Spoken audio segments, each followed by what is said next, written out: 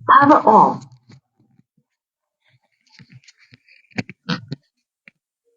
जी, धन धन सतगुरु तेरा ही आसरा, धन धन सतगुरु तेरा ही आसरा।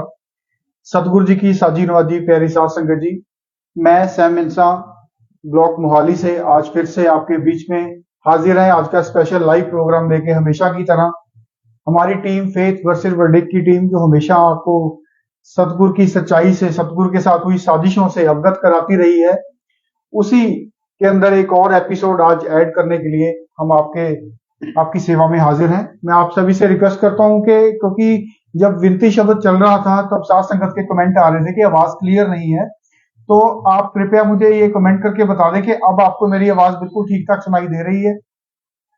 आप एक बार कमेंट कर दें। और सभी साथ संगत से ये रिक्वेस्ट है, जो आज का लाइव प्रोग्राम आप देख रहे हैं, आप सबसे रिक्वेस्ट है कि आप इस चलते हुए प्रोग्राम को शेयर जरूर कर दें ताकि ज्यादा से ज्यादा साथ संगत तक आज का लाइव प्रोग्राम पहुंच सके। जी बिल्कुल, आपका कमेंट आ गया है कि आवाज बिल्कुल ठीक है जी।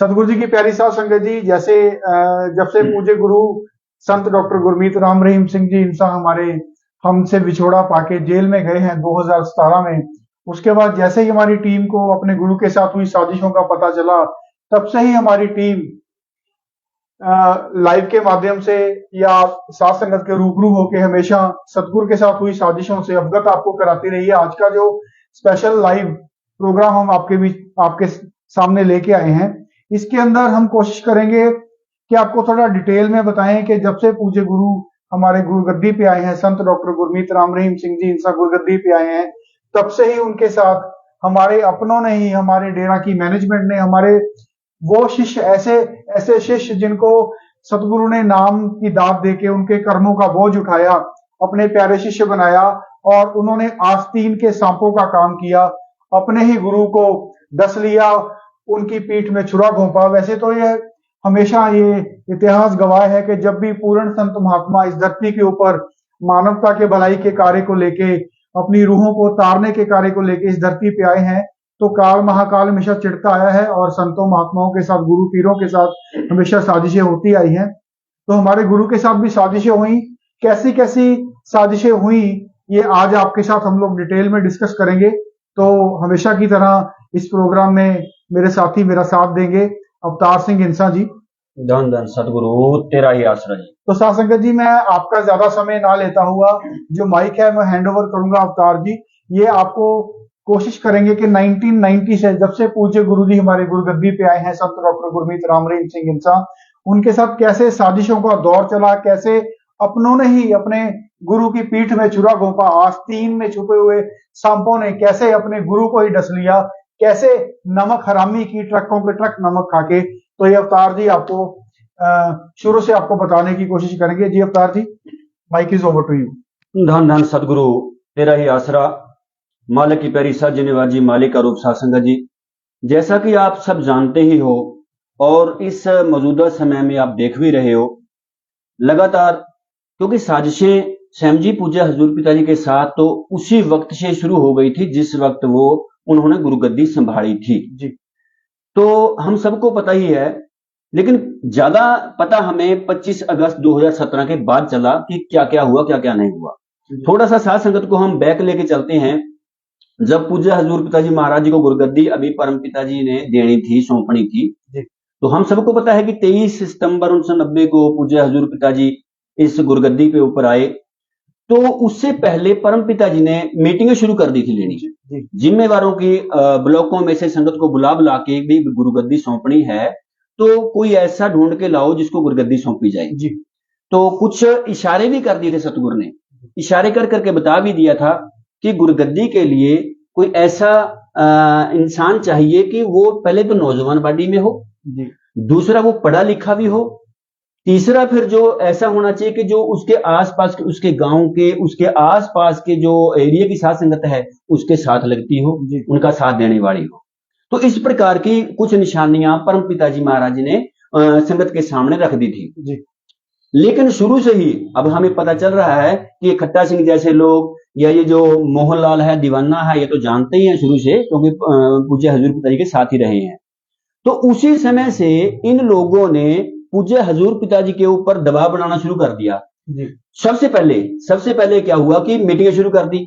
इन लोगों ने अपने नाम देने शुरू कर दिए थे। कभी खट्टा सिंह का नाम ये लोग दे देते थे कि इसको गुरुगद्दी सौंपी जाए, कभी किसी का नाम देते, कभी किसी का। मतलब शुरू से ये गुरुगद्दी के लालची रहे हैं जी।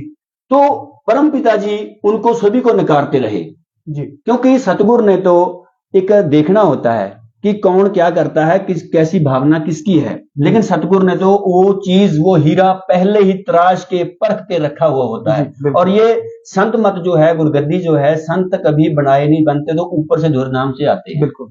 तो परम पिताजी ने उन सबको निकार दिया कि नहीं, आप में से गुरगद्दी का कोई लायक नहीं है।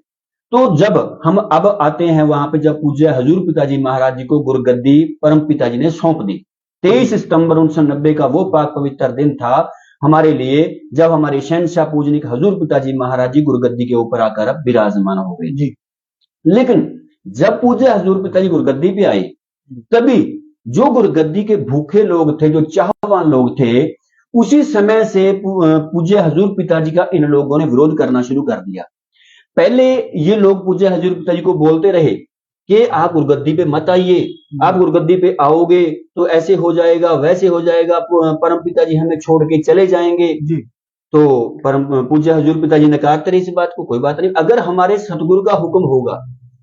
पूज्य पिताजी ने फरमाया कि हमें तो वैसे गुरगद्दी की कोई इच्छा नहीं है, कोई लालच नहीं है किसी प्रकार का, लेकिन अगर हमारे सतगुरु का हुक्म होगा फिर हम किसी की नहीं सुनेंगे, वो जैसी उनकी मौज, जैसा वो करेंगे हम उनको जरूर मानेंगे, सत्य वचन करके मानेंगे।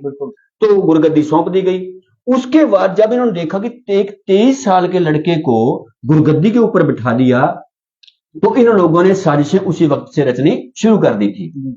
उसी वक्त से हम देखते हैं, शुरू में जब पूज्य हजूर पिताजी को गुरगद्दी पे लाया गया, तब शायद वो यूपी का जो सत्संग था वो पहला ही सत्संग था। वहां पे सुनने में आया, डॉक्टर मोहित जी ने बताया था और बहन बीरपल कौर इंसान जी ने बताया था कि जब पहला ही सत्संग था तो इन्होंने सोचा जिम्मेवारों ने कि क्यों ना, ये छोटी सी उम्र तो है पूज्य हजूर पिताजी की भी, क्यों ना इनकी पहले से ही बेइज्जती करवाई जाए, इंसल्ट करवाई जाए जी। वहां पे जाके क्या हुआ, वहां पे साध संगत को पूरा इनविटेशन दिया गया, साध संगत ज्यादा से ज्यादा बुला ली गई, लेकिन वहां पे जो प्रसाद बनाया गया बांटने के लिए संगत में, वो बहुत ही कम मात्रा में बनाया गया ताकि वो प्रसाद जल्दी से खत्म हो जाए और इनकी जो सतगुरु जी मतलब हजूर पिताजी महाराज जी की जो इंसल्ट हो जाए संगत के सामने पहली ही बार में। लेकिन पूज्य हजूर पिताजी को जब लांगरी ना के बताया कि गुरुजी संगत इतनी आ चुकी है और प्रसाद थोड़ा सा बना है, तो पूज्य हजूर पिताजी को तो पता ही था कि ये लोग साजिश रचने वाले हैं, इन्होंने ये कार्य किया है, सतगुरु जान नहीं जान होते हैं। तो उन्होंने कहा कि कोई बात नहीं भाई, आप इसको बाल्टियां जो भी हैं जिस चीज में प्रसाद है इसको ढक के और नारा लगा के सिमरन करो, सिमरन करते रहो, सतगुरु कोई कमी नहीं आने देगा। तो वहां पर कहते हैं कि एक बार नहीं बल्कि पूज्य हजूर पिताजी ने दो बार एंड में जो साजिश रचने वाले थे और जो जिम्मेवार लोग थे उनको तो फिर कहा तुम आओ दोबारा, फिर से लीजिए प्रसाद, दोबारा खाओ। तो 2-2, 3-3 बार प्रसाद बांटा और वो प्रसाद वहां खत्म नहीं हुआ था। ये होती है सतगुरु की रहमत, ये होती है सतगुरु की पावर, क्योंकि सतगुरु जानी जान होते हैं। उसके बाद साध संगत जी हम आगे चलते हैं थोड़ा, फिर भी इनकी आंखें नहीं खुली, ये तो पूर्ण सतगुरु है, फिर भी इन्होंने आस्तीन के सांपों ने फिर भी दसना जारी रखा होता है। बिल्कुल जी बिल्कुल। उसके बाद फिर साजिश पे साजिश करते चले आए, छोटी छोटी साजिशें रचते रहे। जैसे हमें ये पता चल रहा है कि पूज्य हजूर पिताजी जब स्नान करते थे, सब स्नान करते थे, पीछे से वो टूटी जो थी वो बंद कर देना, पानी नहीं देना उनको, या उनके पानी जो पूज्य हजूर पिताजी पीने वाला जो जल होता था, पानी होता था, बोतल में जो जिम्मेवार पकड़ाया करते थे उसके अंदर इन्होंने जहर मिलाना शुरू कर दिया था। जहर मिलाकर पूज्य हजूर पिताजी को मारने की भी साजिश इन लोगों ने रची थी। क्योंकि ये बात का हमें इल्म इसलिए है क्योंकि परम पिताजी के साथ भी सेम सिचुएशन हुई थी, परम पिताजी को भी जहर देकर मारने की कोशिशें की गई थी। तो सेम पैटर्न इन लोगों ने जारी रखा। उसके बाद जब इनका कोई बस नहीं चला जी, क्योंकि ये ताकत बहुत बड़ी है, ताकत पूरी ताकत है, 2 जहानों का बादशाह खुद आया हुआ है। तो इन लोगों ने फिर सोचा भी क्या किया जाए, ऐसा क्या किया जाए, ये तो रुक ही नहीं रहे हैं। साध संगत लगातार चलती रही, लगातार बढ़ती रही, पूज्य हजूर पिताजी सत्संग फरमाते रहे, दुनिया को नाम शब्द देते रहे, दुनिया पर सैकड़ों में आती थी, फिर हजारों में, फिर लाखों में प्रोग्राम शुरू हो गया। उसके बाद जब इन लोगों ने देखा ये तो रुक नहीं रहा कारवां, ये लगातार सतगुरु की रहमत बढ़ती जा रही है, नाम शब्द लेने वाले लगातार कंटिन्यू लाखों में पहुंच रहे हैं, तो फिर इन लोगों ने ऐसा सोचा कि क्यों ना कुछ ऐसा बड़ा षड्यंत्र रचा जाए जिनके अंदर इनको फंसा दिया जाए और इनको जेल में डाल दिया जाए, ये दोबारा बाहर ही ना आ सके जी। क्योंकि इनको पता था कि छोटे छोटे जो प्रोग्राम हम कर रहे हैं इनसे इनका कुछ नहीं बिगड़ने वाला। जी तो इन्होंने सोचा कि बड़ा षड्यंत्र रचा जाए। फिर उसके बाद हम सबको पता ही है कि 2002 से जो वो चिट्ठियां शुरू हुई, चिट्ठियां लिखी गई, अपने आप खुद लिखी है। हम डंके की चोट पे बोलते हैं, कोई भी अगर समाज का बुद्धिजीवी वर्ग है तो हमारे साथ बैठे, हम आपको एक एक चीज बताएंगे कि कैसे कैसे क्या हुआ। तो वो चिट्ठियां इन लोगों ने खुद लिखी हैं, खुद लिखवाई हैं। उसके बाद चिट्ठियों का जो सिलसिला चला, चिट्ठियों के बाद जो कार्रवाई हुई, वकीलों ने वकील भी साथ मिला लिए इन लोगों ने, षड्यंत्रकारियों ने। जी जितने भी वकील थे इन लोगों ने पूज्य हजूर पिताजी के हक में एक भी मुकदमा नहीं लड़ा। सारे के सारे जो मुकदमे थे पूज्य हजूर पिताजी के जानबूझकर ये लोग हारते गए। जी कोई भी एक तथ्य, कोई भी एक ऐसा सबूत अदालत में पेश ही नहीं किया गया जो पूज्य हजूर पिताजी की बेगुनाही को साबित करता हो। जी बल्कि सैम जी, हमने तो यहां तक भी देखा है, हमारे पास डिटेल पड़ी है, अभी भी मौजूद है, कि डेरे के जो वकील है वो तरीकों पे ही नहीं जाते थे। जी अगर लगातार 1 साल हमारा वकील तरीक पे ना जाए तो साध संगत जी सोच कर देखो कि दुनिया की कौन सी ताकत है जो हमें केस जिता देगी।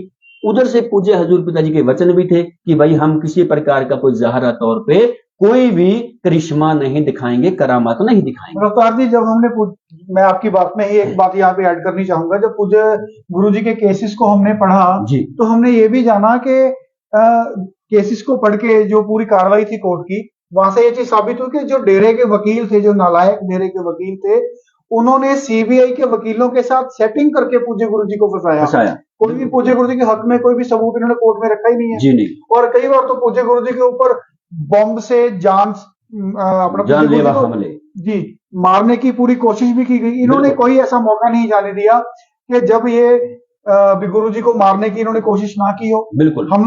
हमको नाम लेने में कोई आपत्ति नहीं है साध संगत जी। इसमें डेरे के जो बड़े बड़े जिम्मेवार हैं वो सारे शामिल हैं, मोहनलाल, दीवाना, हनीप्रीत इसके अंदर शामिल है। हमें किसी का नाम लेने से कोई आपत्ति नहीं है। बिल्कुल। कंटिन्यू कीजिए आप। उसके बाद इन लोगों ने ये भी उससे पहले जेल में डालने से पहले, उसके बाद मुस्कान का यहां जिक्र आता है। साध संगत जी, आपको एक चीज कन्फर्म है, 101% नहीं 1,00,000% पता है कि सतगुरु के वचन कभी झूठे नहीं होते। पूज्य हजूर पिताजी ने वचन किए थे जब ये फिल्में बनाई थी कि ये फिल्में नहीं है, ये फिल्में नहीं दिखाएंगे, ये 100% हम सच्चाई दिखाएंगे, जो सच्चाई होगी। और जो पहली फिल्म है वो तो खासकर हमारी जिंदगी के ऊपर ही आधारित है। तो पूज्य हजूर पिताजी ने किस प्रकार से दिखाया कि मुस्कान नाम की लड़की को वो उठा के लेके आते हैं, बेसहारा होती है, उसको लाके सहारा देते हैं, मतलब वो मूर्छित अवस्था में पड़ी होती है, उठा के लेके आते हैं, हॉस्पिटल में जमा उसको एडमिट करवाते हैं।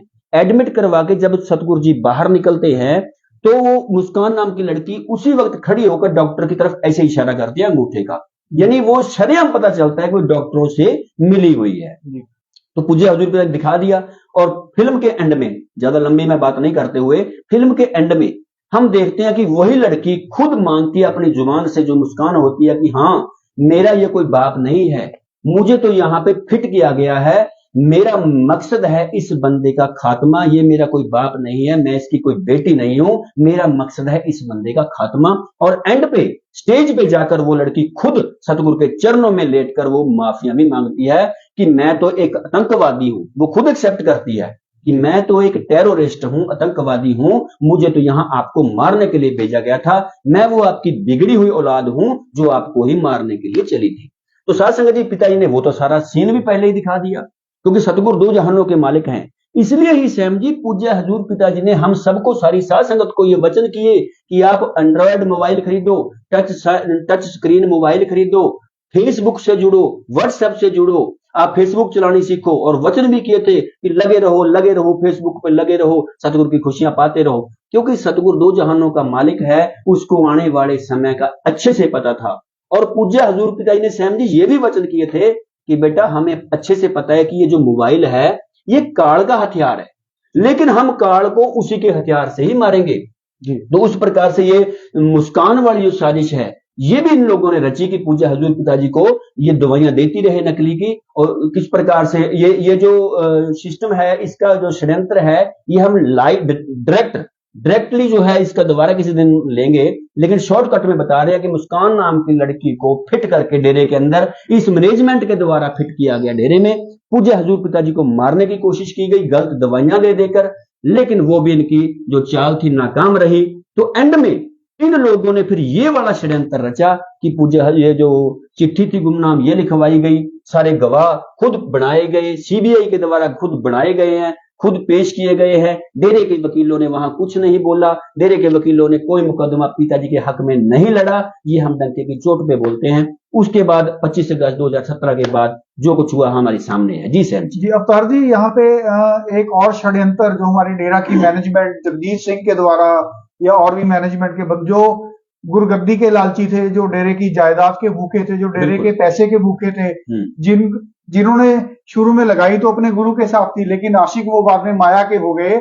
ऐसे लोगों ने अपने गुरु की बदनामी करवाने में, उसको फंसाने में कोई कोर कसर बाकी नहीं छोड़ी। ये जो साजिशों का दौर आपने अवतार जी बताया 1990 से, जब से हमारे पूज्य गुरु जी का नाम परम पिता शाह सतनाम सिंह जी महाराज ने रेकमेंड किया गुरगद्दी के लिए कि गुरगद्दी के लिए हमें ऐसा वारिस चाहिए, तब से इन्होंने साजिशें रचनी शुरू की। इसी साजिशों के दौर के अंदर मैं यहाँ पे साथ संगत जी आपको एक और साजिश जो कि इन्हीं की इसी साजिश की कड़ी थी, वो भी मैं आपको भी अवतार जी साथ संगत को याद करवाना चाहूंगा कि 2007 के अंदर जो परम पूज्य हमारे सतगुरु जी ने जामे इंसान चलाया, जब क्योंकि धर्मों के नाम के ऊपर दुनिया लड़ती है, मैं हिंदू तू मुसलमान, वो सिख वो ईसाई, ये जात पात को खत्म, क्योंकि जो पूर्ण रूहानी संत होते हैं वो एक मालिक का ही उपदेश देते हैं, उसी का नाम जपने का उपदेश देते हैं और उसी की सबको जो कथा कहानी सुनाते हैं शिक्षा उसी की देते हैं, क्योंकि वो जानते हैं कि हिंदू मुस्लिम तो यहाँ पे आके बने हैं, असल में सारे इंसान हैं। तो हमारे पूज्य गुरु जी ने जब जामे इंसान चलाया, हमें ये बताया कि सभी धर्मों से ऊपर उठ के सबसे पहले हम लोग इंसान हैं।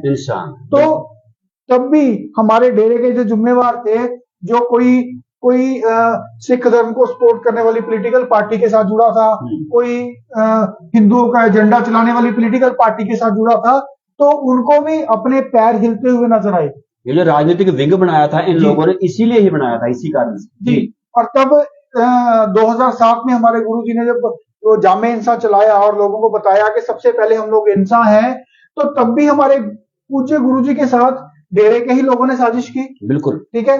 अकाली दल बादल जो पार्टी है, ठीक है ना, उनके साथ मिलके जो प्रेमी और सिखों का जो क्लैश करवाया गया, उसके अंदर हमारे गुरु की बदनामी, उसके बारे में भी आप थोड़ा संगत को डिटेल में बताएं। वो भी क्योंकि वो भी एक साजिश की कड़ी में ही आता है, उसको भी आपके साथ डिस्कस करना बहुत जरूरी है।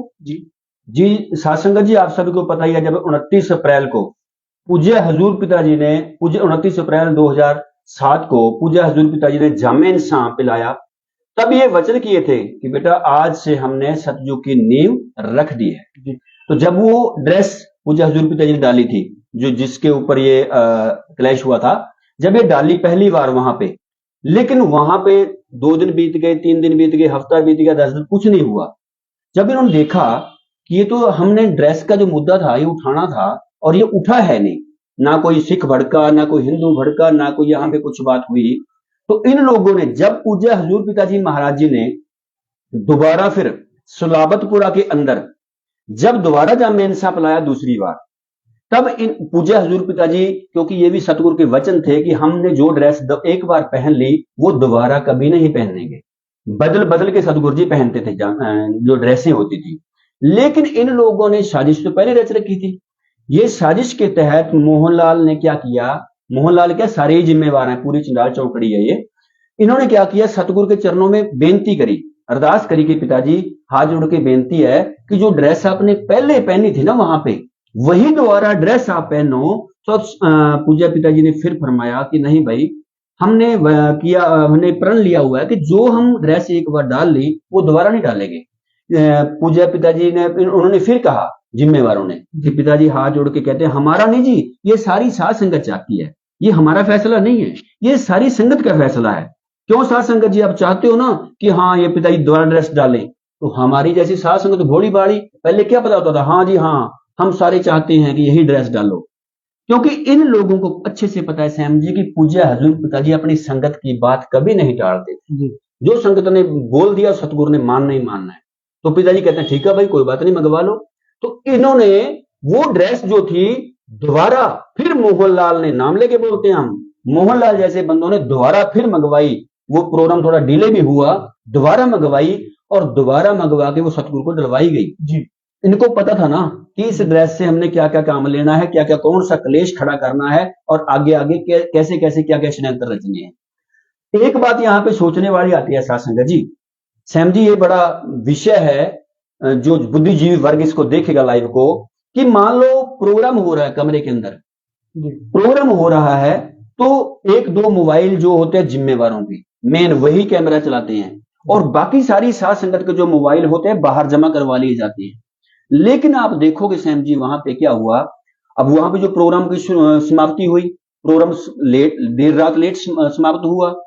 अगर हम किसी अखबार वाले को उस वक्त मीडिया को अगर हम कहेंगे कि ये फोटो लगानी है तो वो कहेंगे अब नहीं लग सकती, अब कल देना, कल लगेगी या परसों लगेगी, परसों को लगेगी, कल देना परसों को लगेगी। लेकिन वहां पे क्या होता है, अगले ही दिन वो प्रोग्राम रात को देर रात समाप्ति होने के बावजूद भी अगले ही दिन पूरे फ्रंट पेज के ऊपर पूज्य हजूर पिताजी का उसी ड्रेस में वो बड़ा स्वरूप छाप दिया इन लोगों ने।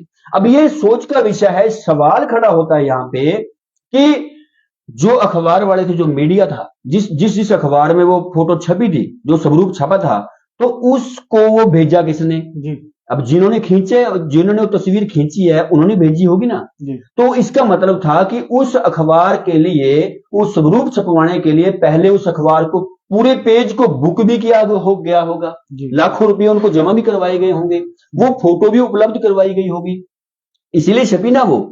इसलिए सोचने का विषय है फोटो उनके पास कैसे पहुंच गई रातों रात और वो सुबह कैसे छप गई। तो ये बहुत बड़ा सवाल है। हम तो ये शरेआम कहते हैं कि इन लोगों ने करवाया। और अगले ही दिन सैम जी आप देखोगे, अगले ही दिन बठिंडा के अंदर जगजीत ने संगत भी इकट्ठी कर ली थी, सुबह जल्दी से जल्दी 6 बजे संगत इकट्ठी कर ली कि भाई आप डंडे लेके आ जाओ, यहाँ पे जो निंग हैं या सिख जथेबंदियां हैं वो आज ऐसा करने वाली हैं, पूज्य गुरु जी का पुतला फूंकेंगे, और वो भी इन्हीं की प्लानिंग थी। दूसरी तरफ उनको उकसा दिया गया जो हमारा सिख भाईचारा है, जिनसे सतगुरु जी बहुत ज्यादा प्रेम करते हैं, जिनसे प्रेम करना सिखाते हैं, सारी इंसानियत से प्रेम करना सिखाते हैं पूज्य हजूर पिताजी, तो उन लोगों को भी उकसा दिया गया कि ये देखो गुरु गोविंद सिंह जी महाराज जी की ड्रेस डाल के, उन जैसी ड्रेस डाल के उन जैसा रूप धारण करने की कोशिश की गई है। तो वहां पे उकसाया गया, उधर से वो लोग आ गए, इधर से प्रेमियों को इकट्ठा कर लिया, तो वहां पर भी एक बहुत बड़ा क्लैश हुआ था और बहुत ज्यादा वहां से जान माल की हानि होने से वो वहां बचत रह गई थी पूज्य हजूर पिताजी की रहमत से। वो केस भी, और वो वाला केस भी सासंग जी, जैसे आपको अवतार जी ने शुरू से लेके 2007 तक की साजिशों का आपको थोड़ा सा दौर बताने की कोशिश की है, थोड़ा ब्रीफ में इन्होंने आपको बताने की कोशिश की है। तो यहाँ पे जितने भी केसेस हुए, खाली वो गुमनाम चिट्ठी वाला केस तो हमारे पूज्य गुरु जी के ऊपर डलवाया ही, गुमनाम चिट्ठी के आड़ में इन्होंने छत्रपति शिवाजी जो अपना पत्रकार था छत्रपति, उसके कत्ल का केस भी पूज्य गुरु जी के ऊपर डलवा दिया, और इसी गुमनाम चिट्ठी की आड़ में ही रंजीत कत्ल केस जो हुआ था वो भी हमारे पूज्य गुरु जी के ऊपर डलवा दिया। और साथ ही ये जो 2007 में जो पोशाक मामले के अंदर जो बठिंडा के अंदर जो दंगा हुआ था, सिखों की भावनाओं को भटकाने वाला केस भी इन्होंने पूज्य गुरु जी के ऊपर डलवा दिया। तो ये आस्तीन के सांपों ने, आस्तीन के सांप नहीं कहूंगा मैं, यहाँ पे कोई कमेंट कर रहा था, आस्तीन के एनाकोंडा है ये, मतलब ये लोग इतने गिर चुके हैं, इन्होंने पूज्य गुरु जी को फंसाने में कोई कोर कसर अवतार दी बाकी नहीं छोड़ी। तो ये साजिशों के दौर के अंदर साथ संगत जी, इनके पास एक हुक्म का पत्ता था, हुक्म का इक्का जिसको हम कहते हैं चलने वाला। अब क्या हुआ, जैसे आपको अवतार जी ने बताया, तो ये साजिशों का दौर चलता रहा। ये पर्दे के पीछे इनकी गहरी साजिशों को प्लान करने का दौर भी साथ संगत जी जारी रहा। केस 2002 से लेके 2017 आ गया, 15 साल कंटिन्यूसली पूज्य गुरु जी के केसेस चलते रहे, नए नए साजिशें करके ये पूज्य गुरु जी के ऊपर केसेस को डलवाते रहे। तो करते करते जैसे ही इन्होंने प्लानिंग की थी, इन्होंने पूज्य गुरु जी को जेल भेज दिया जी, जेल भेज दिया। उसके बाद क्या होता है कि जब, क्योंकि इनको ये लग रहा था कि पूज्य गुरु जी को हमने अपने रास्ते से हटा दिया है, अब जो डेरे की संपत्ति है, अब जो भी कारोबार है डेरे का, जो पैसा है, जो भी राजनीतिक रसूख है, वो सारा हमारे पल्ले में आ गया। लेकिन होता वही है जो पूज्य सतगुरु जी चाहते हैं, क्योंकि संत अगर गए हैं तो वो अपने आने का रास्ता भी पहले से ही बना के गए हैं अवतार जी। ठीक है, जब ये साजिशों का जो दौर है, ये साजिशें हमारे गुरु के साथ हुई, जब इनका कुछ सतगुरु के प्यारों को पता चलता है, तो वो सतगुरु के केसेस को पढ़ के पूरी छानबीन करके उसके बाद एक टीम का गठन होता है जिसका नाम फेथ वर्सेस वर्डिक्ट टीम रखा जाता है। क्योंकि यहाँ पे साध संगत को जो चीज दिखाई जा रही थी मैनेजमेंट के द्वारा, साध संगत वही चीज देख रही थी, लेकिन फेथ वर्सेस वर्डिक्ट की टीम ने वो देखा जो सच्चाई थी। बिल्कुल, केसेस को पढ़ के सारी टीम को ये चीज मतलब पता चल गई कि हमारे गुरु के खिलाफ तो हमारे डेरे की मैनेजमेंट ने ही साजिशें की हैं। ठीक है, तो जब हमारी टीम ने कैमरे के ऊपर आके सारी दुनिया को ये बात बतानी शुरू की कि हमारे पूज्य गुरु जी बिल्कुल बेकसूर हैं, उनके साथ मतलब बहुत ही गहरी साजिशें हमारे डेरे की मैनेजमेंट, हमारे गुरु के खास जो अपने आप को यार कहलाते थे, जो ये बात बोलते थे कि परम पिता जी तो हमें मतलब कि एक भाई का ओहदा दिया या हमें एक दोस्त का ओहदा दिया है, ऐसे लोग जो गला फाड़ फाड़ के अपनी दोस्ती निभाने की बात करते, जब हमारे सामने ये बात आई कि उन्होंने ही गुरु के साथ साजिशें की हैं, जब ये बातें हमने लोगों को बतानी शुरू की, तो फिर इन्होंने अपना हुक्म का इक्का चलने का मूड बनाया।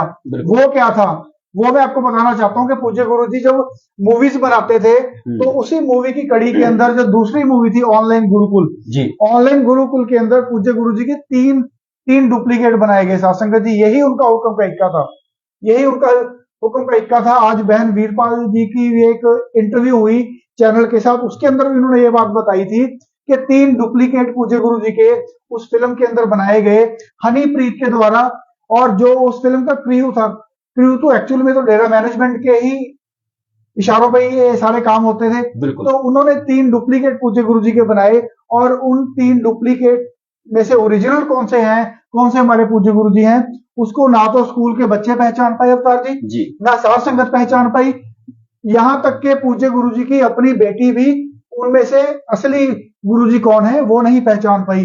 तो इनको लगा कि अब ये हमारे जो हुक्म का इक्का है, जब इसको कोई पहचान ही नहीं पाया तो ये हमारा आगे चल के काम आएगा। जब इन्होंने पूज्य गुरु जी को श्याम जी यहाँ एक पॉइंट मैं और बताऊं, वहां पे जो बच्चे बैठे थे जो शूटिंग में साथ जा रहे थे, तो उन्होंने पूज्य हुजूर पिताजी के चरणों में अर्ज भी की थी कि पिताजी ये जो डुप्लीकेट आ रहे हैं, हम तो देखो जी आपके साथ शादी मतलब वो करने के लिए आते हैं, शूटिंग करने के लिए आते हैं, पिताजी अगर आप डुप्लीकेट करोगे तो फिर कैसे चलेगा।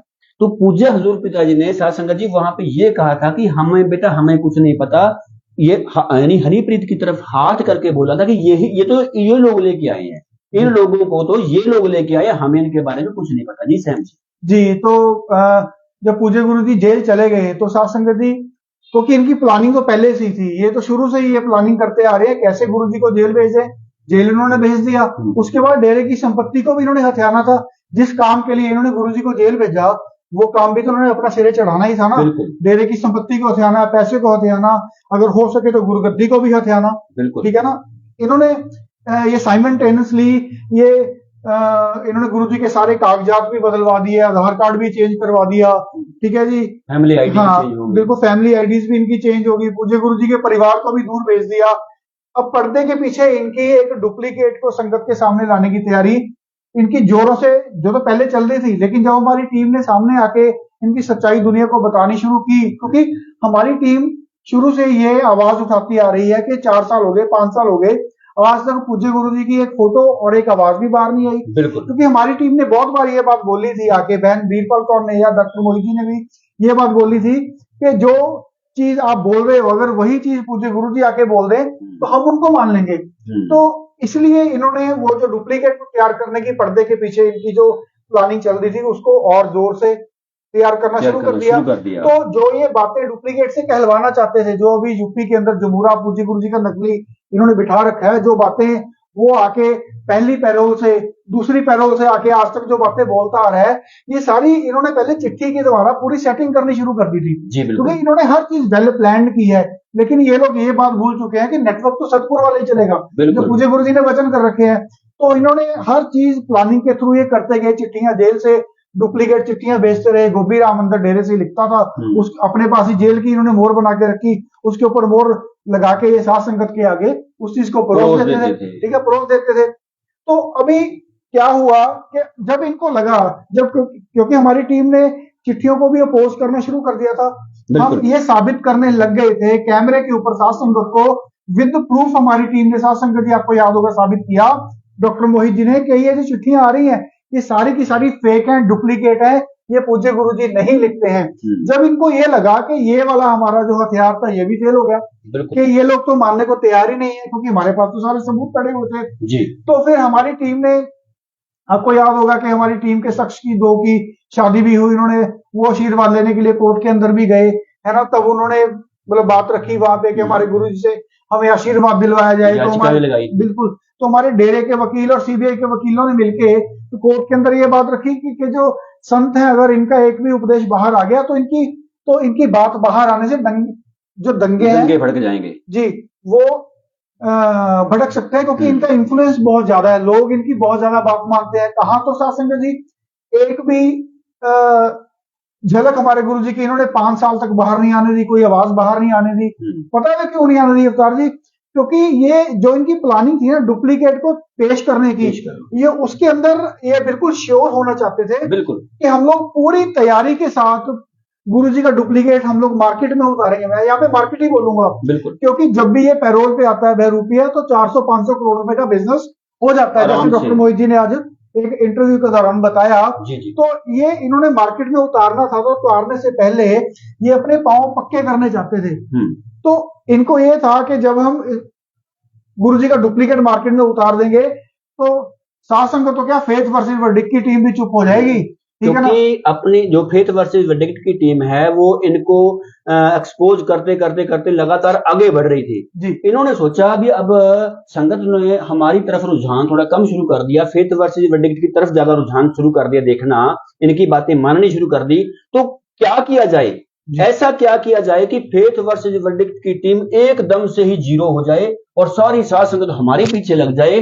तो इसीलिए इन्होंने जो ये ब्रह्मास्त्र के रूप में जो यूपी में डुप्लीकेट नकली बहरूपिया लाके बिठाया है, इनका ये सैम जी ब्रह्मास्त्र था जी इसकी, लेकिन वो भी पूज्य अर्जुन पिताजी के रहमत से विफल हो चुका है जी। जी बिल्कुल, वो तो है ही अवतार, जैसे पूज्य गुरु जी ने वचन किए थे, फिर से दोहराऊंगा कि नेटवर्क तो सतगुरु वाला ही चलेगा। तो साध संगत जी इसकी इन्होंने अपने पांव पक्के करे, कोई इसको पहचान ना पाए। ये इनको श्योर कब हुआ, आपको याद होगा कि 2-3 बार ये पूज्य गुरु जी का इलाज करवाने के लिए पता नहीं डुप्लीकेट को बाहर लेके आते थे, पता नहीं पूज्य गुरु जी को बाहर लेके आते थे। एक बार पीजीआई में लेके आए, ठीक है, रोहतक पीजीआई में लेके आए, फिर ये मेदांता में लेके आए, उसके बाद एम्स में भी ये लेके गए, ठीक है। अब हमारी टीम के एक मेंबर है संजीव झा इंसा जी, वो एम्स में गए, उन्होंने वहां पे देखा कि पूज्य गुरु जी व्हील चेयर के ऊपर बैठे हैं और शायद वहां पे गुरु जी की इंजियोग्राफी वहां पे की गई थी, इंजियोग्राफी की तो वो पूरी बेहोशी की हालत में थे। तो संजीव झा जी बताते हैं कि पूज्य गुरु जी को देख के मैंने नारा लगाया, धन धन सतगुरु तेरा ही आसरा, तो उन्होंने बेहोशी की हालत में ही ऐसे हाथ ऊपर उठाया। तो जब उनको वहां से लेके गए अवतार जी, तो जहां तक ये साजिश हमें समझ में आती है कि जो हमें लगता है कि डुप्लीकेट और ओरिजिनल को चेंज कैसे किया गया, रास्ते में जब एम से गाड़ियां हमारे पूज्य गुरु जी की गई थी वहां से, तो रास्ते में उनका काफिला रोका गया। मतलब एक वीवीआईपी पर्सन हो, उनका काफिला जेल से वो आया हो इलाज करवाने के लिए, और रास्ते में रोका गया। वहां पे गुरु जी की गाड़ी में भी शायद 1-2 लोग मतलब चढ़ाए गए, लेडीज को बिठाया गया, ऐसा सुनने में आता है जी बिल्कुल। और इसी वजह से एक डीएसपी को बर्खास्त भी किया गया था, डीएसपी दहिया को बर्खास्त भी किया गया, जी उनको बर्खास्त भी किया गया था। तो उसके बाद ये जो इंसिडेंट हुआ साध संगत जी, वहां पे हो सकता है कि चेंज कर दिया गया हो, ओरिजिनल वाले आज गुरु जी कहाँ हैं वो हमें पता नहीं है, ठीक है। पर ये हम श्योरिटी से कहते हैं कि जो जेल के अंदर है, हो सकता है कि जेल के अंदर जो है वो डुप्लीकेट हो, क्योंकि इसके अंदर सरकार के हाथ तो इनसे मिले ही हुए हैं। बिल्कुल। तो इन्होंने क्या किया, पहली बारी जो पैरोल कहा, तो ये कहते थे कि हमारे जो गुरु जी की एक झलक भी हम लोग बाहर नहीं आने दे सकते, उनको उपदेश बाहर आने से दंगे भड़क जाएंगे, ठीक है। पहले भी पंचकूला जो कांड हुआ उसकी दुहाई देते थे अवतार जी कोर्ट के अंदर, उसकी दुहाई देते थे। तो ये पहली बारी गुरुग्राम के अंदर इन्होंने पैरोल के ऊपर वो बहरूपियों को लेके आए। मैं ये 1001% गारंटी के साथ कहता हूँ साध संगत जी, गुरुग्राम जो पहली पैरोल थी उसी के अंदर हमारे पूज्य गुरुजी पैरोल में नहीं आए, क्योंकि उस पैरोल के अंदर हम भी गए थे। वहां पे गुरुग्राम के बाहर गाड़ी, जो नामचर्चा घर है उसके बाहर गाड़ी, हम 8-9 घंटे वहां पे बैठे रहे। एक झलक भी वहां पे किसी को नहीं मिली, किसी को दर्शन नहीं करवाए गए। सिर्फ जो डेरे के जो मेन प्रबंधक हैं वो अंदर कभी जाते थे, कभी बाहर आ जाते थे, या जो पुलिस के आला अधिकारी हैं। अवतार जी, हम आप भी हमारे साथ ही थे। सिक्योरिटी के नाम पे वहां पे देखा गया कि 2 पुलिस वाले यहाँ पे बैठे हैं, 2-3 पुलिस वाले डंडे, वो भी डंडे लेके वहां पे बैठे हैं।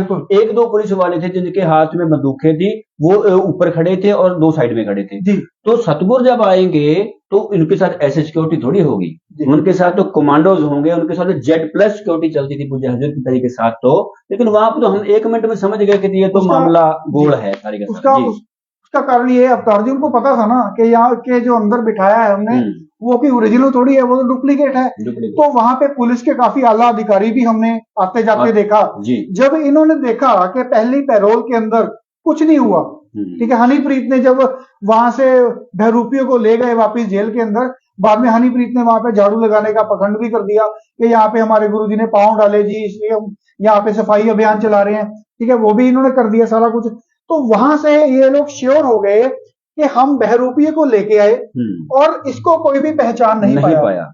ये मतलब श्योर हो गए कि यहाँ पे, क्योंकि वहां पे झलक इन्होंने इसलिए नहीं दिखाई अवतार जी कि वहां पे अगर ये झलक दिखला देते, इनको दिल में डर था, अगर किसी ने पहचान लिया तो ये हमारे लिए बहुत बड़ी प्रॉब्लम, परेशानी खड़ी हो सकती है और हमारा मतलब बंडा फूट जाएगा। और हमारी जो साजिश है, जो हमारी कॉन्स्पिरेसी है, जो हमने इतनी मेहनत की, 1990 से हम लोग लगे हुए हैं, ठीक है ना, वो सारी हमारी विफल हो जाएगी, हमारी फेल हो जाएगी। तो वहां पे कोई जब नहीं पहचान पाया तो इन्होंने अगली प्लानिंग की कि अब हम लोग पक्के हैं, श्योर हैं, अब हम इसको जो बहरूपिया है इसको साथ संगत के समक्ष हम लोग पेश करेंगे और फेथ वर्सेस वर्डिक्ट का मुंह बंद कर देंगे। जी वही बात है ना, लोगन राम खिलौना जाना। जी बिल्कुल बिल्कुल। तो ये चाहते थे कि फेथ वर्सेस वर्डिक्ट का जो मुंह है अब बंद हो जाएगा, अब हमारे रास्ते में बोलने वाला कोई भी नहीं है, क्योंकि हूबहू इन्होंने बहरूपिया गुरुजी का लाके दूसरी पैरोल में जेल से निकलते ही 2 घंटे बाद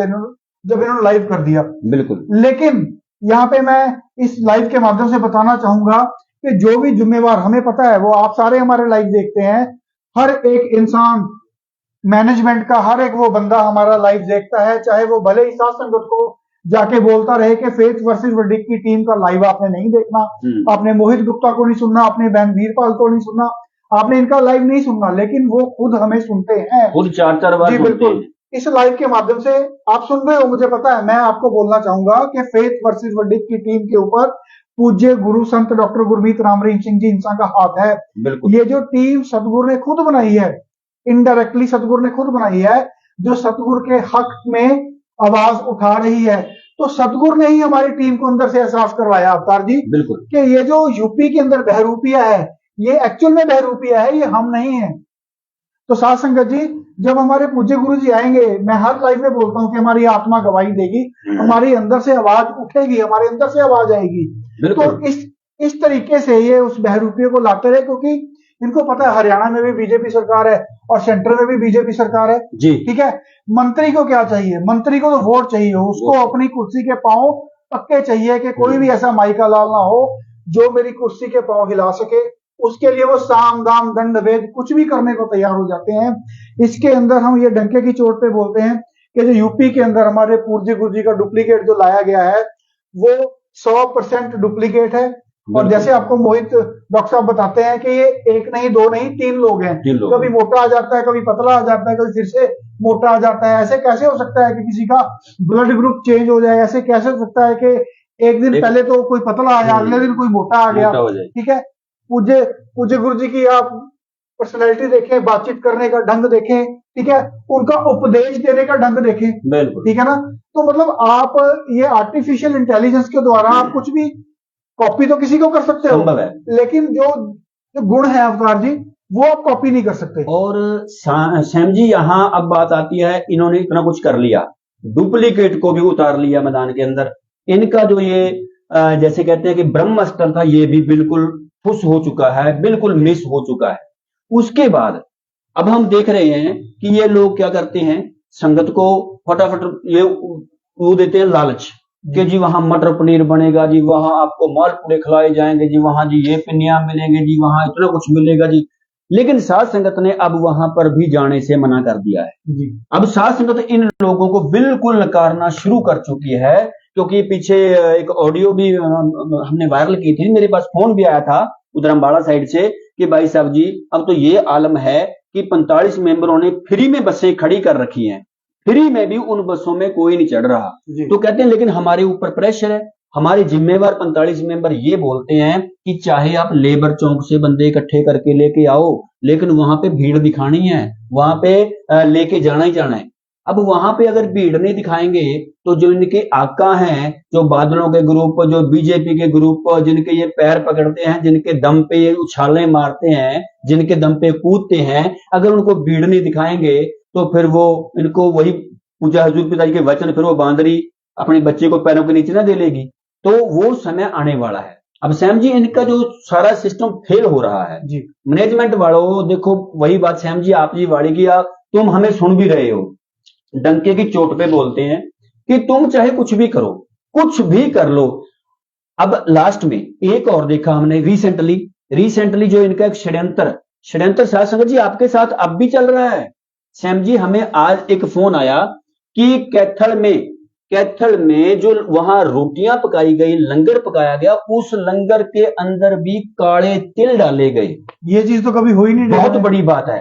और उधर से आप देखोगे कि इस यूपी वाले बहरूपीय ने, जमूरनाथ ने वहां क्या किया, प्रसाद भी कहते हैं, प्रसाद भी काले तिल की पिन्नियां बनाई प्रसाद के रूप में बांटने के लिए। अवतार जी इसका कारण जहां तक मैं समझता हूँ, क्योंकि मैं एक हिंदू परिवार से मतलब संबंध रखता हूँ, जी जी तो ये बात कही जाती है कि जो काले तिल होते हैं वो शायद काले जादू के लिए यूज किए जाते हैं। बिल्कुल जी ये हमने तो पहले भी बहुत सारे लाइव्स के अंदर डॉक्टर मोहित जी ने पहले भी बहुत बार बोला हुआ है कि ये लोग उधर बंगाल साइड में बहुत चालू चलता है, और ये लोग उधर से ये प्रोग्राम, देखो हमें तो पता है कि हमें कुछ नहीं होने वाला, हमारा सदगुरु पूरा है, दो जहानों के मालिक के वचन है कि आप अगर तीनों वचनों पे पूरे हो तो कोई भी दुनिया की ताकत आपको कुछ नहीं बिगाड़ सकती, कोई जादू आप पे असर नहीं करेगा। हाँ, आप किसी से कोई चीज लेकर मत खाएं, लेकिन साथ संगत जी जो आप खा रहे हो ले लेके, प्रसाद खा रहे हो, पिन्नियां खा रहे हो, जो इनके तिल वाली रोटियां खा रहे हो काले तिल डाले हुए, तो वो तो असर करेंगे ना। जब वो चीज आप खा रहे हो फिर गुरु के वचन वहां पे असर नहीं करेंगे, क्योंकि आपने गुरु के वचनों को तोड़ के वो चीज खा ली, लेके केमिकल वाला प्रसाद खा लिया। अब उसमें केमिकल भी डाला हो सकता है, उसके अंदर जादू भी काला हो सकता है, उसके अंदर पता नहीं, ये संगत को अपने पीछे लगाने के लिए पता नहीं क्या क्या षड्यंत्र रखते हैं, शाम दाम दंड भेद हर चीज अपनाते हैं। लेकिन वही बात फिर आ गई कि सतगुरु के वचन है, तुम जितनी भी चालें चलोगे सारी की सारी तुम्हारे ऊपर उल्टी पड़ेंगी। इनकी सारी चालें सैम जी उल्टी पड़ती आ रही हैं, और ये वाला ब्रह्मास्त्र भी इनके ऊपर उल्टा पड़ गया। जैसे कहते हैं ना तोप का मुंह, अब तोप का मुंह इनकी तरफ ही हो गया। अब देखते हैं कि क्या बनता है क्या नहीं। जी सैम जी, वैसे ये हैरानी वाली बात है सासंगत जी के लंगर जो रोटियां होती हैं उसके अंदर काले तिल कौन डालता है। मैं गारंटी से कहता हूं जितने भी आज हमें लाइव सुन रहे हैं, डायरेक्टली चाहे इनडायरेक्टली, आप अपने दिल के ऊपर हाथ रख के बताइए, आप किसी भी मंदिर मस्जिद गुरुद्वारे में जहां पे भी आपने प्रसाद के रूप में लंगर खाया या कभी आपने अपने घर पे रोटी बनाई, क्या कभी काले तिल डाले? कौन डालता है इसके अंदर काले तिल? क्या आज तक ये सब बातें आप छोड़ दें, क्या आज तक हमारे डेरे में कभी भी, जब तक पूज्य गुरु जी 2017 तक हमारे डेरे में थे, क्या आज तक ऐसा कभी हुआ कि पिन्नियां बने हों, काले तिल उसके अंदर डाले गए हों, रोटी के अंदर भी काले तिल डाले गए हों? बिल्कुल नहीं हुआ। तो आप, मैं कहता हूं, चलो मैं ये बात मानता हूं कि एक सत्संगी जो होता है, एक प्रेमी जो होता है, इसने पूज्य गुरु जी से नाम लिया, डेरा सच्चा सौदा से, जिन्होंने तीनों पातशाहियों में से किसी से भी नाम लिया, उसके ऊपर कोई भी जादू टोना असर नहीं कर सकता। ये बात ये जिम्मेवार भी जानते हैं, इसीलिए। लेकिन हमारे गुरु जी कहते थे कि आप किसी से कुछ लेके मत खाओ ना, इसीलिए इनको पता है, ये आपको खाने के लिए कभी प्रसाद दे देते हैं, कभी पिन्नियां, कभी आपको लंगर के अंदर काले तिल डाल के दे देते हैं। इनको पता है कि केमिकल वाली चीज जब हम खिलाएंगे तो इनका दिमाग हमारे वश में हो जाएगा। बिल्कुल ठीक है, तो ये हैरानी वाली बात है। साथ संगत जी, आप जो लोग आज भी उनके पीछे लगे हैं, आपकी आंखें क्यों नहीं खुल रही हैं? एक चीज आप देखना, यूपी वाला जो बहरूपिया है, वो जब भी बात करेगा हमेशा माइक के ऊपर ही बात क्यों करता है हमेशा। मैंने उसकी, जब वो लास्ट टाइम पैरोल पे आया था, पैरोल पे नहीं आता वो डेरे के अंदर ही पांडे बैठा होता है, उसी को तैयार करते हैं। गाड़ियां तो बस वैसी घूमती हुई थोड़ी सी दिखावा आधे है। पौने घंटे की वीडियो बना के वो फेसबुक पे वायरल कर देते हैं जी, पिताजी आ गए, पिताजी आ गए। कोई नहीं आता पिताजी, वो तो अंदर ही बैठा होता है, उसी को तैयार करके आर्टिफिशियल इंटेलिजेंस के जरिए उसका अपना पूज्य गुरु जी का चेहरा deep face, deepfake system. Deep fake, जो मतलब आर्टिफिशियल इंटेलिजेंस का जो आजकल बहुत ज्यादा गरमाया हुआ है, उसके तरीके से ही उसी से ये पूज्य गुरु जी का चेहरा दिखा देते हैं, उसी के साथ आवाज चेंज करके। क्योंकि वो माइक पे इसलिए बोलता है क्योंकि ये डायरेक्टली बोलेगा तो कोई सॉफ्टवेयर नहीं है ना, वो माइक में से क्रॉस होके ही तो आवाज जाती है, चाहे वो बिल्कुल। कॉलर माइक लगाओ, चाहे वो हाथ वाला माइक हो, तभी तो वो माइक पे बोलता है, ठीक है ना, क्यों आवाज तभी तो गुरु जी ऐसी निकलेगी। तो ये हैरानी वाली बात है, अब भी आपकी आंखें क्यों नहीं खुल रही हैं? अगर हमारी टीम ये यूपी वाला नकली है, बहरूपिया है, हाई कोर्ट के अंदर चली गई, भले ही हमें हाई कोर्ट ने नहीं सुना, सुप्रीम कोर्ट के अंदर चली गई, भले ही हमें सुप्रीम कोर्ट ने नहीं सुना, आपको क्या लगता है कि हम लोग बेवकूफ है? हमारी टीम के पास कुछ तो होगा अगर हम लोग कोर्ट में जा रहे हैं तो अब भी साध संगत की आंखें क्यों नहीं खुल रही? साध संगत जी, यहाँ पे एक और सवाल मैं आपसे पूछता हूं, आप जरूर सोचिएगा, पूज्य गुरु जी ने कितनी बार बोला है कि हम लोग फकीर हैं, हमारा राजनीति के साथ कोई लेना देना नहीं है। बहुत बार बोला कि जब हम अपने गांव में रहते हैं तब भी हमारे पास ऑफर्स आती थी कि आप गांव के सरपंच बन जाओ, आप एमएलए के चुनाव लड़ लो, आप राजनीति में आ जाओ। तो पूज्य गुरु जी ने कहा था कि हम सब कुछ कर सकते हैं लेकिन राजनीति में नहीं आ सकते। बिल्कुल। तो ये जो यूपी वाला बहरूपिया इलेक्शन के टाइम ही क्यों आता है? और ये बात सुनने में भी है ना कि राजस्थान के अंदर अभी इलेक्शन हुए हैं या होने हैं, वहां पे ये बात सुनने में आई है कि वहां की साध संगत को इसने ऑर्डर दिया है कि अपने बीजेपी को वोट डालनी है। बिल्कुल बिल्कुल। ये चीज क्या राजस्थान की साध संगत भी आज हमें सुन रही होगी? क्या आपको ये बात समझ में नहीं आती? क्या हमारे पूज्य गुरु जी ने कभी डायरेक्टली या इनडायरेक्टली कभी ये बात आपको लगा कभी बोली हो 2017 तक कि आप पर्टिकुलर किसी पार्टी को वोट डालें, आप कांग्रेस को वोट डालें या आप वोट डालें या बीजेपी को डालें या आप अकाली दल को? कभी नहीं बोला हमारे गुरुजी ने। हमारे गुरुजी ने तो ये बोला कि भाई हम लोग फकीर हैं, हमारा राजनीति से कोई लेना देना नहीं, आप लोग दुनिया में रहते हैं, जो आपको ठीक लगता है वह साध संगत एकता से चले, ये बात पूज्य गुरु जी जरूर बोलते थे। बिल्कुल।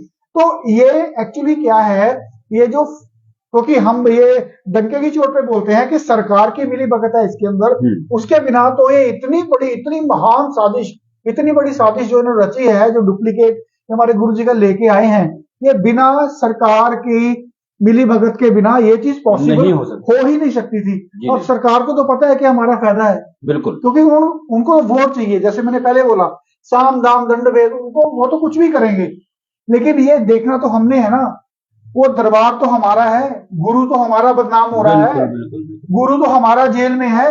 वो नेताओं का, उनका कोई माँ बाप कोई गुरु नहीं होता, उनके लिए सब कुछ उनकी कुर्सी होती है, वो सत्ता में बने रहना चाहते हैं।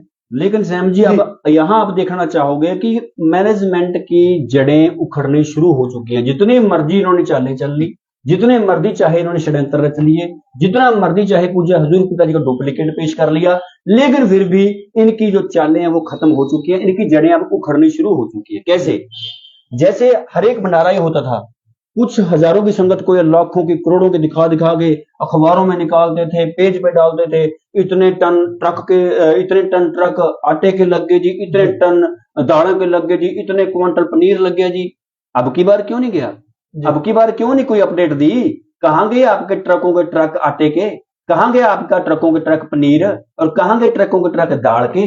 अब की बार तो शायद हमें लगता है कि चावल ज्यादा लगे होंगे, क्योंकि ये लोग बसों में भर भर के वहां से जिस चौक के जो लेबर चौक वाले हैं वहां वो जा रहे हैं, ज्यादातर कड़ी चावल हो सकता है थोड़ा सा ज्यादा लगे हो, 2-4 क्विंटल, लेकिन आपका पनीर, आपके पिनिया, आपके जो ट्रकों के ट्रक दाल के हैं वो तो अब खत्म हो चुके हैं। इस यूपी वाले के जो समुद्रों के समुद्र फेंकता था ना, चलाता था समुद्रों के समुद्र ने जो जी, अब के बाद तो कोई नदी नाला में दिखा वहां पे चलता हुआ। कहां गए तुम्हारे समुद्रों के समुद्र? अरे तुम लोगों ने 2 जहानों के बादशाह से पंगा लिया, 2 जहानों के बादशाह से, तुमने उनको बंदा भी नहीं समझा। तुम्हारी बहुत बड़ी तुम लोगों ने भूल कर दी है, लेकिन अब ये भूल, अब पता नहीं, ये पूज्य हजूर पिताजी के वचन थे ना, फिल्म में वो डायलॉग था कि आम के बुलेखे कहीं बॉम्ब ना निकल लेना, पता नहीं चलेगा कितना फट गया और कितना रह गया। अब इन लोगों ने, सरकार ने भी और बीजेपी ने भी और ये तेरी सीबीआई ने भी और डेरे के वकीलों ने भी, डेरे के मैनेजमेंट ने भी बॉम्ब निकल लिया, बॉम्ब। अब ये बॉम्ब धीरे धीरे करके फट रहा है। अब कितना फटेगा, कहां तक फटेगा, ना इनको मालूम है ना सरकारों को मालूम है। फटेगा इतना कि सबके गद्दारों के चिथड़े उड़ा कर रख देगा। तुम लोगों ने दो जहानों के मालिक से पंगा लिया है, उसको कुल मालिक तो भगवान तो क्या मानना था, बंदा भी नहीं मानना। इसलिए मैं बार बार कहता हूं कि बाज आ जाइए, बाज आ जाइए। अब भी कुछ समय अब भी बाकी है। अगर कहीं सद्बुद्धि आपको मालिक बख्श दे, अगर आप उससे माफी लेना चाहो, क्योंकि देखिए सैम जी, एक बात तो डेफिनेट है यहाँ पे, पूजा हजूर पिताजी ने तो फिल्म के अंदर दिखाई दिया कि मुस्कान माफी मांगेगी, मुस्कान माफी मांगेगी, तो पिताजी ने फिल्म में दिखा दिया। तो जिम्मेवार हो आप भी उसके साथी बन जाओ, लेट जो अभी भी लेट जो चरणों में, वो फिर भी बख्श देगा, वो बख्शनहार है। लेकिन तुम उसे माफी मंगवा के छोड़ेगा नहीं। तो फिर उसने वो डायलॉग भी बोला हुआ है कि बहादुरों ऐसी कड़ियां जोड़ो कि दुश्मन उसमें फंस जाए और जमराज ही उसको वहां से निकाल पाए। तो वो रास्ता आपके लिए तैयार पड़ा है जेल जाने का, और जमराज ही आपको वहां से निकालेगा। जी सैम जी।